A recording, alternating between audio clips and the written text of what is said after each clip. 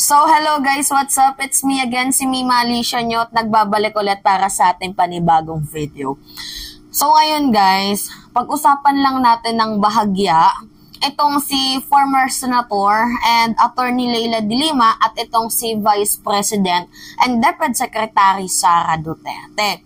Kasi, alam nyo naman yung issue na gumugulong-gulong ngayon, na may mga vloggers, may mga pa-blind item to the point na pinangalanan na, 'di ba?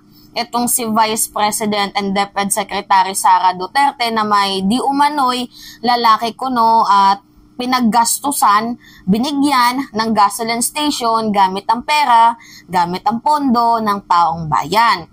To the point na yung mga nagko-comments, yung mga tao na ayaw kay Vice President Sara Duterte ay sinabihan na siyang kating-kati ang kipay, malandi daw, at kung ano-ano pa. Alam nyo guys, ma-relate lang natin to sa ginawa ng mga DDS kay former Senator and Attorney Leila de Lima. Alam nyo yung karma talaga guys, no? Hindi ko naman sa sinasabing totoo yung issue na may lalaki at naggasta ng 100 million para sa gasoline station, itong si Vice President Sara Duterte dito kay Amores daw, kasi pinangalanan ni Epipanyo, 'di ba? Na ito daw yung lalaki ni VP Inday. So hindi ko sinasabing totoo 'yun pero yung akin dito, alam nyo ba guys na kung i-relate natin to kay former Senator Leila de Lima, parang bumabalik po kay Vice President Sara Duterte ang karma. Kasi alam nyo, nung panahon ng mga Duterte, nakakaawa po talaga guys. Itong si former Senator Leila de Lima, bukod sa ginawan siya ng issue sa droga, abay, ginawan din siya ng issue na siya daw po ay Saba Queen, Junel, 'di ba? Meron pang pinalabas na sex video na kumalat online. Talagang literal na paninirang puri at masakit po kay former Senator Leila de Lima. Masakit po sa kanya na hindi naman niya ginawa. Tapos yun yung tingin sa kanya ng mga tao, lalo pat sabi niya nga sa video niya na hindi ko alam pag nakakangiti sila sa akin, nginingitian nila ako, hindi ko malaman kung ano yung reason, kung may nagawa ba akong mali or nakita ba nila yung mga pinakalat na mga edited na sex video sa kanya. Kaya nga minsan ayaw niya nang lumabas kasi nga tuwing nakikita siya ng mga tao at nginingitian siya, parang hindi na good yung nasa isip niya. Parang iniisip niya na, mayroon na naman ba kaya akong issue na ginawa nila? Yun guys, yung parang nagkaroon na ng trauma. Itong si former Senator Leila de Lima. Kaya nga natatakot na siya sa mga tao Diba, lalabas siya, may ngingiti sa kanya, may maghahay. Hindi niya alam kung ano yung reason.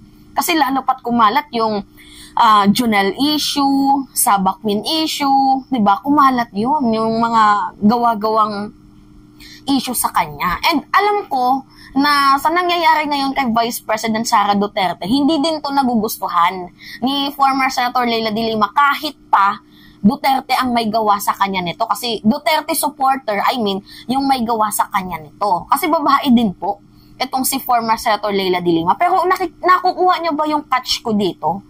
Yung karma kasi 'di ba, kung ano yung ginawa nyo sa kapwa nyo, yan din yung babalik sa inyo.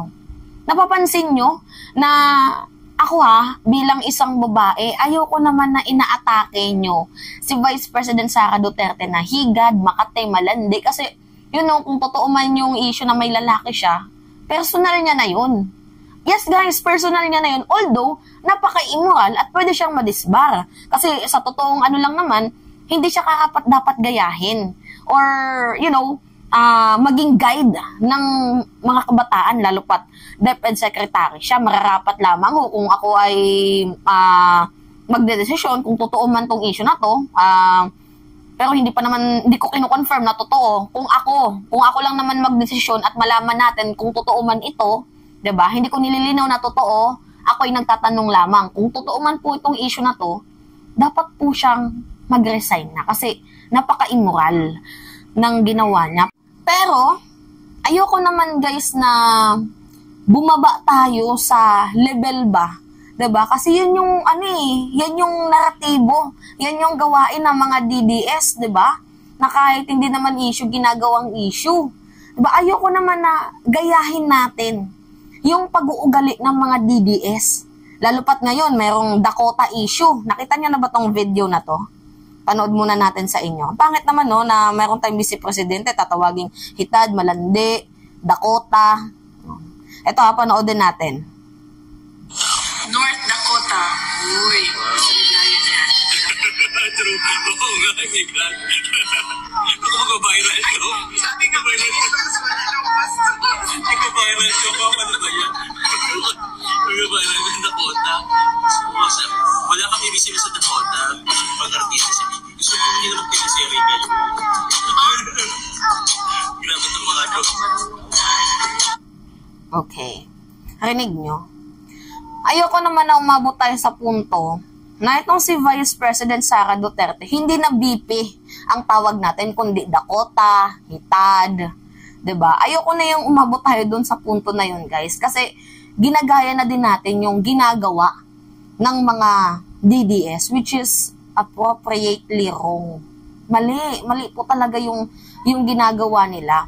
So, wag natin, guys, sundan ng isa pang pagkakamali, 'di ba? Ang isang mali.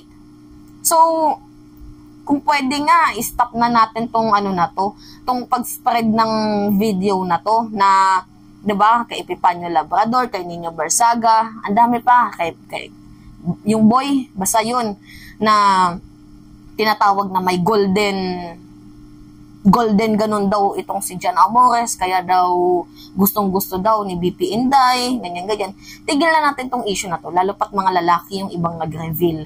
So ako naman, kinontent ko to kasi ako yung nagtatanong lamang. At nilalabas ko yung side ko kasi, 'di ba, ginawa nila to kay former Senator and Attorney Leila de Lima. Masakit to sa part ni Attorney Leila. 'Di ba? Tapos ngayon, nakikita nyo naman na ilang years lang yung nakakalipas. Sabi natin 5 years, 6, ganyan. 5 to 6, 7 years ang nakalipas. Parang yung karma, kita nyo, bumabalik. Binabastos nyo si Attorney Leila de Lima. Ngayon, yung amo nyo na yung binabastos. Di ba masakit yun? Yan na nga yung sinasabi ko sa inyo, guys, na huwag na tayong bumaba sa level ng mga DDS.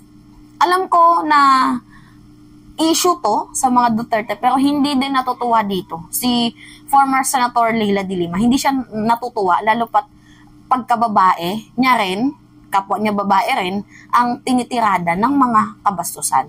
So, yung issue na may lalaki na 125 million gamit ang regalo sa gasoline station, iimbestigahan din naman yan. So, antay lang tayo kung totoo man to or hindi. Pero ang akin lang dito, wag na tayong bumaba sa level ng mga DDS. Yun lang, payong kaibigan lang sa mga viewers natin. Kasi, hindi po natin dapat mararapat na sundan pa ng pagkakamali ang isa pang pagkakamali. So anyway, yun lamang ho, guys. It's me again, si Mimi Malisha nyo, at nagbabalik ulit para sa ating panibagong video.